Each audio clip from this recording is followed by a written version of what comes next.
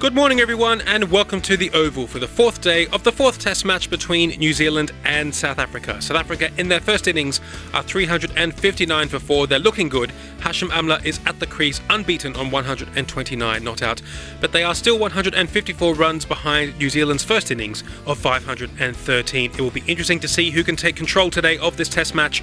Remember, South Africa lead the series 1-0 and the first team to win 2 test matches in this series will be the one to qualify for the grand final. We have another full house here today at the Oval. The players and umpires are ready out in the middle. We join the action now as Shane Bond bowls the first ball of the day to AB de Villiers. Worked down to fine leg and AB de Villiers is off and running today.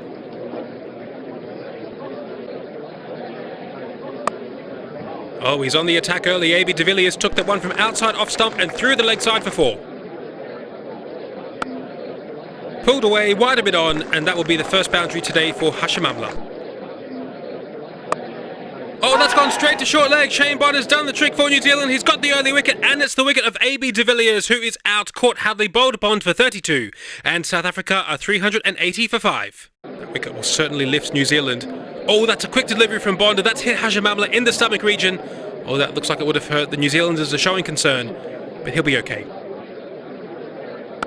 Oh, there's the short ball again, but Amla's played that one much better, rolling his wrists into the gap and 4 more.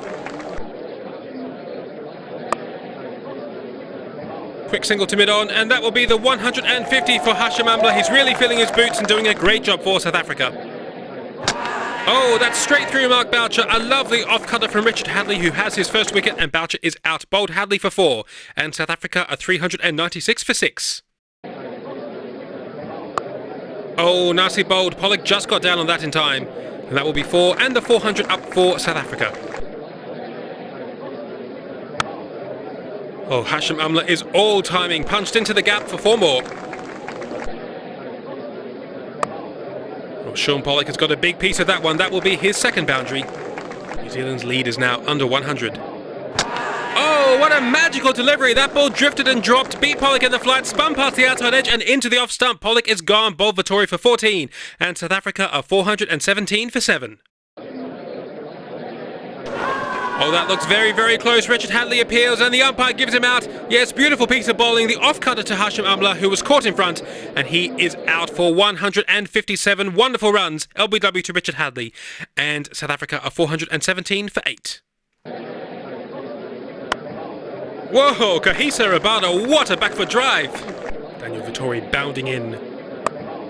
Oh, that's out. That's gone straight to Ross Taylor at silly point. Mark Proctor just pushing at the ball, offering a simple catch. And he is out. Caught Taylor, bowled Vittori for a duck. And South Africa are 421 for 9. That's a nice full delivery from Chris Cairns, but probably hitting Rabada outside the line of off stump.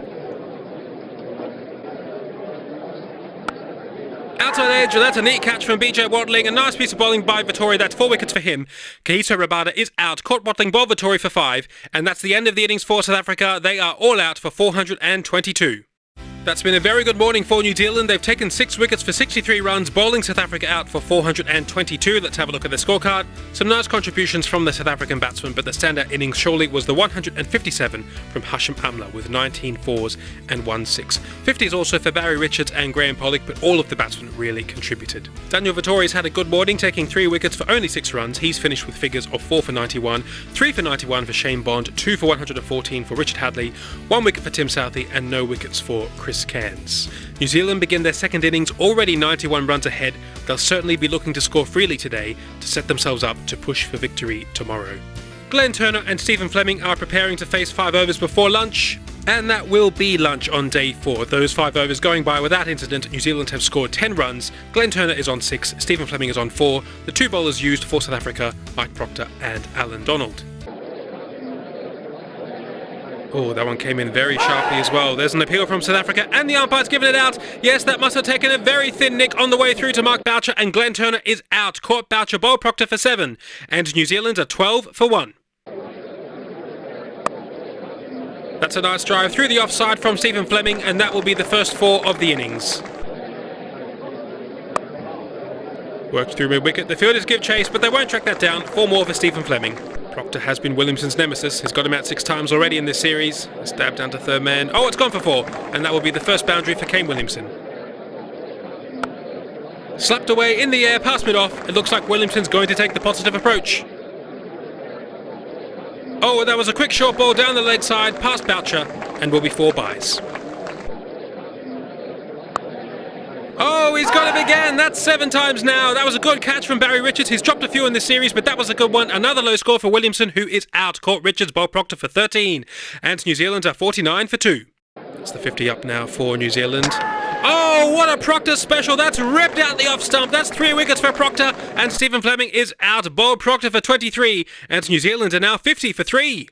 Martin Crowe, the hero from the first innings, who has worked that one away. He looks in good form, and that will be his first boundary. Punched into the offside now, and that will be 4 more for Martin Crowe. Well, that's a nice controlled stroke by Ross Taylor. That will be his first boundary. Ooh, nicely bowled from Rabada. Cries of catch, but that's gone over Hashim Amla at mid-off and will be 4 more. Oh, another elegant cover drive. That's in the gap for 4 and will bring up the 100 for New Zealand. And that's the 50-run partnership between these two. Oh, he's done it again. That's superb placement from Martin Crowe. And that will be tea on day 4. New Zealand scoring 96 runs in that session for the loss of 3 wickets. They now lead by 197 runs. This is turning into a very interesting test match. Let's have a look at their scorecard. Martin Crowe is carrying on the form of his unbeaten double century in the first innings with 36 not out from 55 balls. He's joined by Ross Taylor on 18. The batsmen out in that session: Glenn Turner, Stephen Fleming and Kane Williamson, who was yet again dismissed by Mike Proctor. Speaking of Mike Proctor, he took all 3 wickets to fall in that session. 4 bowlers used by South Africa so far. The lead is now going past 200. It's gone out to Amla on the boundary. Oh, that's beaten him. More beautiful timing from Martin Crowe.